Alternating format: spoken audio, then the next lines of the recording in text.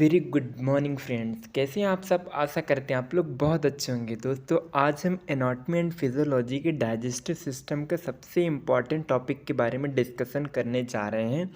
और आज का हमारा जो टॉपिक है वो लीवर रहेगा। दोस्तों लीवर के ऑल ओवर ऑल डिटेल के बारे में डिस्कस करेंगे। What is the liver, anatomy of liver and function of liver. So anatomy and physiology दोनों के बारे में डिस्कशन करेंगे। तो चलिए दोस्तों स्टार्ट करते हैं कि जो हमारा लीवर होता है वो क्या क्या रोल प्ले करता है हमारे डाइजेस्टिव सिस्टम में। वैसे दोस्तों जो हमारा लीवर होता है ये हमारे बॉडी का जो इंटरनल ऑर्गन में से सबसे लार्जेस्ट ऑर्गन होता है। और जैसा कि आपको पता होगा कि ये एक ऐसा ऑर्गन है दोस्तों कि जो लीवर के जो 1/3 पार्ट को यदि आप रिमूव कर दे रहे हैं तो उसमें इतने पावर होती है कि वो दोबारा रिकवर हो सकता है। तो चलिए पॉइंट बाय पॉइंट के बारे में डिस्कशन करते हैं कि लीवर क्या रोल प्ले करता है हमारे डाइजेस्टिव सिस्टम में, क्या क्या इनके फंक्शंस होते हैं। एग्ज़ाम के बेस के अकॉर्डिंग ये नोट्स बहुत ही अच्छा है दोस्तों, आप इसके नोट्स को बना सकते हैं क्योंकि बहुत ही इजी वे में ये नोट्स दिया गया है और एक्सप्लेन भी किया गया है। तो चलिए पॉइंट बाय पॉइंट स्टार्ट करते हैं। The liver is the largest gland in the body. जो लीवर है वो बॉडी की सबसे लार्जेस्ट ग्लैंड जो है तो मानी जाती है। बॉडी की सबसे लार्जेस्ट ग्लैंड कौन सी होती है? लीवर होती है।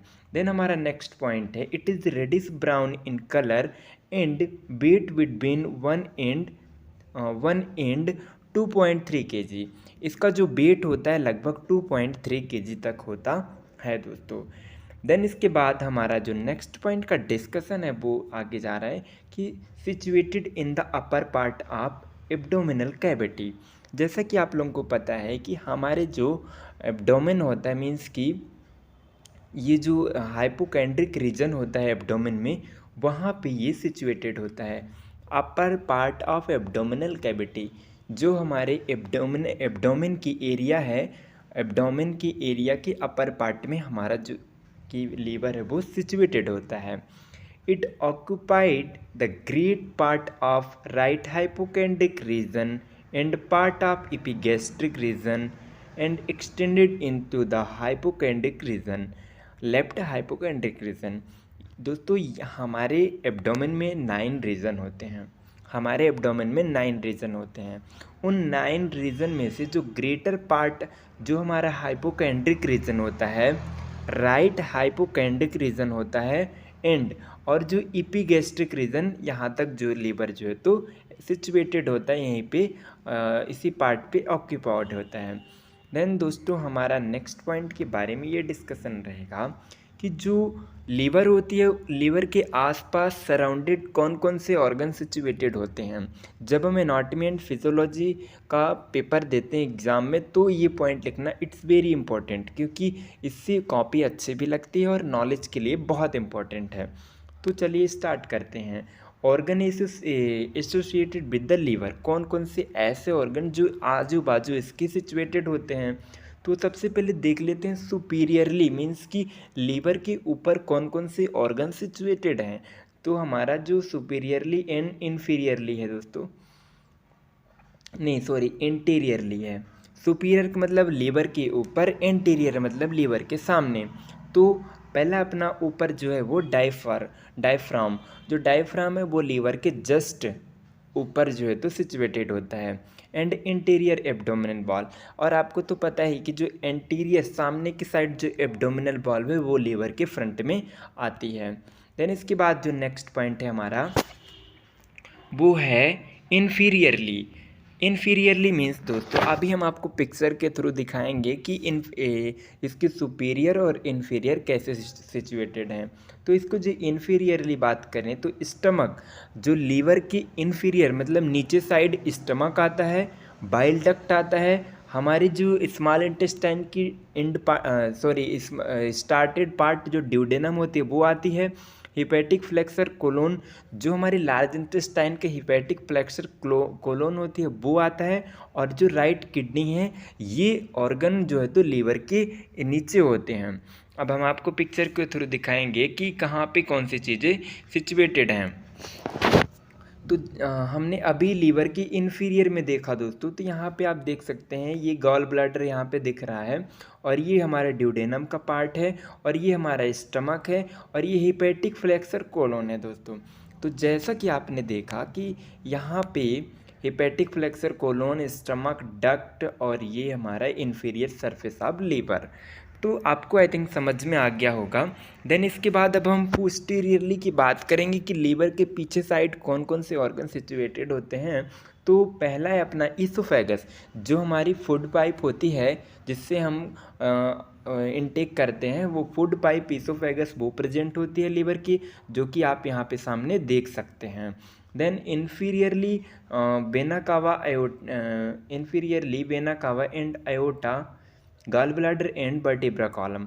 और क्या क्या चीज़ें प्रेजेंट होंगी आपको हम दिखाएंगे दोस्तों। इस पिक्चर में नहीं है, हम आपको बता दे रहे हैं हम, क्योंकि इसमें गॉल ब्लैडर इसमें है, बट इसमें जो इन्फीरियर वेना कावा एंड जो आयोटा है हमारी, जो हार्ट की लार्जेस्ट आर्टरी हमारे बॉडी की आयोटा होती है, तो इसके पीछे आयोटा प्रेजेंट होती है, और inferior vena cava and vertebra column, जो हमारी रीढ़ की हड्डी है, वर्टिब्रा कॉलम है, वो प्रेजेंट होएंगी किसकी, लीवर के पीछे साइड।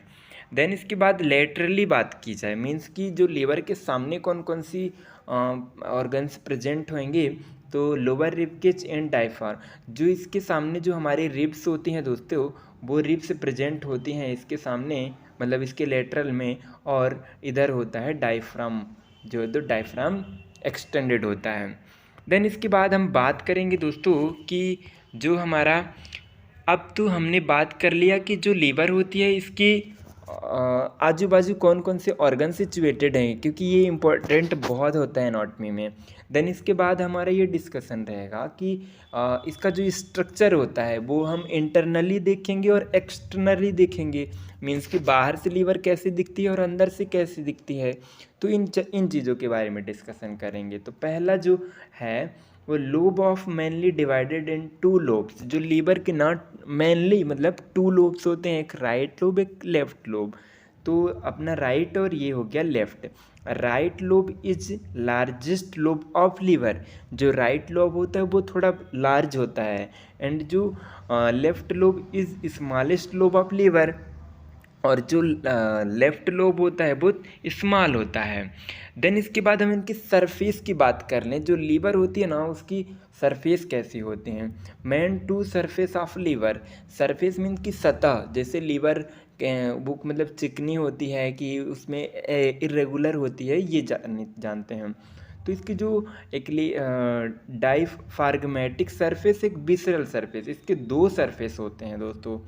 देन इसके बाद हम डिस्कस करेंगे कि लिगामेंट ऑफ लीवर, लीवर में दोस्तों लिगामेंट होती हैं।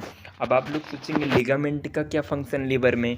लिगामेंट दोस्तों आप यहाँ पे देख सकते हैं, ये होती हैं लिगामेंट, जैसा कि आपको यहाँ दिख रही हैं, ये होती हैं जो वाइट कलर में आपको दिख रहा है, ये सारी लिगामेंट होती हैं। इनका फंक्शन ये होता है कि हमारे लीवर को ये होल्ड करके रखती हैं। मीन्स यदि ये होल्ड नहीं करेंगी तो हमारा लीवर इधर से उधर कहीं भी जा सकता है, बट इनका मेन रोल कॉल ये रहता है कि ये होल्ड करके रखे रहती हैं लीवर को, कहीं से इधर से उधर नहीं होने देती। तो चलिए वन बाय वन डिस्कशन करेंगे कि इसमें कौन कौन सी लिगामेंट्स क्या क्या रोल प्ले कर रही हैं। तो सबसे पहले अपनी जो लिगामेंट है वो फैल्सीफ्रॉम लिगामेंट है, और दोस्तों आपको हम फैल्सीफ्रॉम लिगामेंट दिखाना चाहेंगे। ये सॉरी दोस्तों, ये जो ये लिगामेंट है दोस्तों, ये फैल्सीफ्रॉम लिगामेंट है, और ये हमारे लीवर को टू पार्ट में डिवाइड करती है। ये है फैल्सीफ्रॉम लिगामेंट, जो कि हमारे लीवर को टू पार्ट में डिवाइड करती है। और चलिए डिस्कस करते हैं फैल्सीफ्रॉम लिगामेंट और क्या होती है। These ligament is divided the liver into two lobes, right and left. यही कि ये जो लिगामेंट होती है हमारे लीवर को टू लोब्स में डिवाइड करती है। देन हमारा जो दूसरा लिगामेंट है वो कौन सा है, कोरोनरी लिगामेंट। ये कोरोनरी लिगामेंट क्या करता है, this is a ligament attached to liver to diaphragm. Means कि ये जो हमारा ये लीवर है, ये जो दोस्तों ये जो हमारा जो कोरोनरी लिगामेंट यहाँ पे सिचुएटेड होता है, यहाँ पे सिचुएटेड होता है कोरोनरी लिगामेंट। और इसका फंक्शन ये होता है, यहाँ पे डायफ्राम होता है। तो डायफ्राम टू लीवर ये तो एक दूसरे से कनेक्टेड होते हैं ताकि लीवर हमारा होल्ड रहे, एक ही जगह पे सिचुएटेड रहे। इसलिए जो कोरोनरी जो लिगामेंट होती है वो इस पर हेल्प करती है कि हमारे लीवर को होल्ड करके रखती है। देन इसके बाद हमारा तीसरा है triangular ligament that help to hold liver in place. Mean ये भी हेल्प करती है कि लीवर जो है तो अपने प्लेस पे ही रहे। और यहाँ पे आपको दिखाना चाहेंगे ट्रायंगुलर लिगामेंट कहाँ पे होती है। आप यहाँ पे देख सकते हैं दोस्तों, यहाँ पे जो है तो ट्रायंगुलर लिगामेंट होती है। देन इसके बाद हमारा जो लास्ट लिगामेंट है वो है round ligament. It help to liver support, ये भी लीवर का सपोर्ट करती है दोस्तों।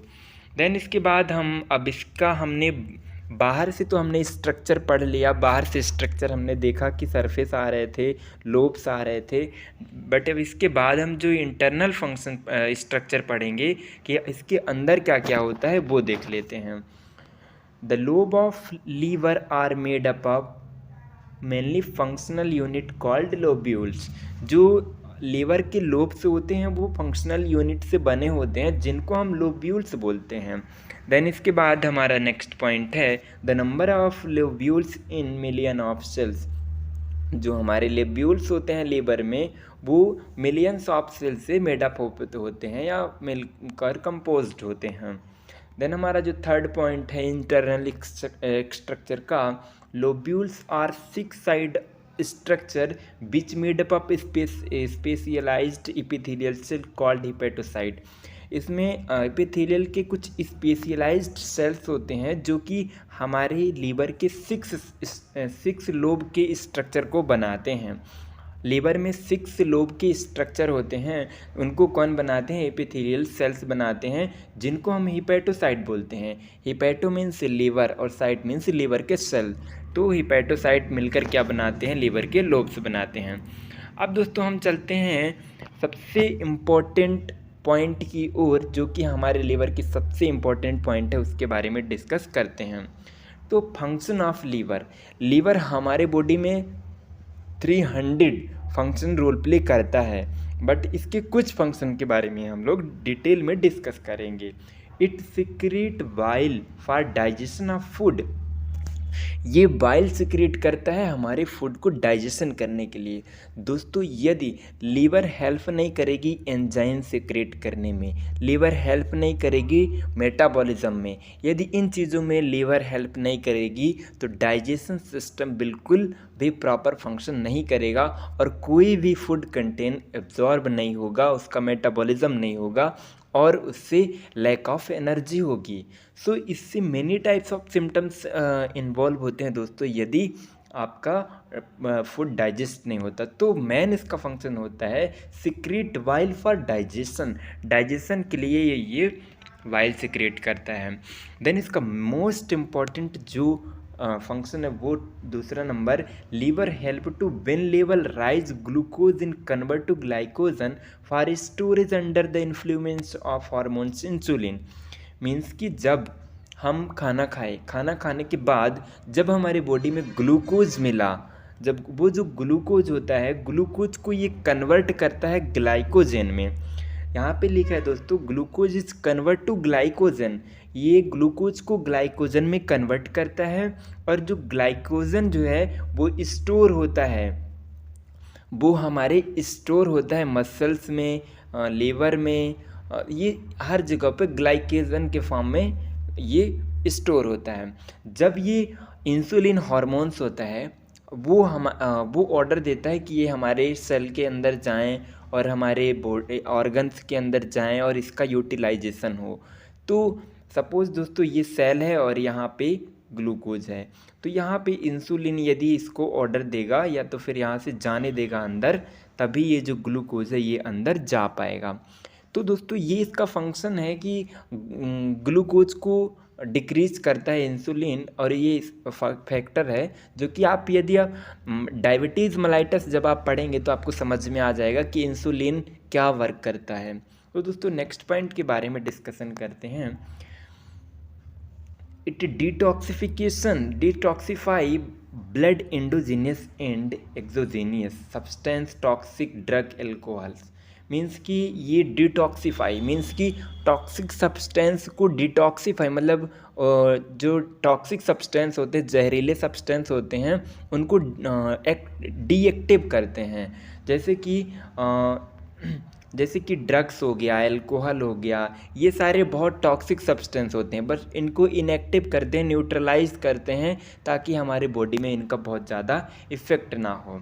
इसीलिए दोस्तों यदि बहुत ज़्यादा कोई अल्कोहल इंटेक करता है तो लीवर पे इफ़ेक्ट पड़ता है। लीवर के जो लोब्यूल्स होते हैं वो डैमेज होने लगते हैं और धीरे धीरे फंक्शन करना बंद कर देते हैं। देन हमारा जो फोर्थ है वो है storage of vitamin A, D, के, ई एंड विटामिन B12। इनको स्टोरेज करता है और जब इनका यूटिलाइजेशन का टाइम आता है तो ये यूटिलाइज होता है। जैसे कि आप लोग ने कभी कभी सुना होगा दोस्तों कि आप कभी फास्ट रहते हैं तो आप जब कभी फास्ट रहते हैं तो आपको भूख नहीं लगती, मतलब वो अपने बॉडी में जो स्टोर होता है ग्लाइकोजन वही यूटिलाइज होता है। देन इसके बाद हमारा जो फिफ्थ है वो it has regeneration power if 2/3 of liver remove the remain liver tissue can grow its original size within 5 to 7 days।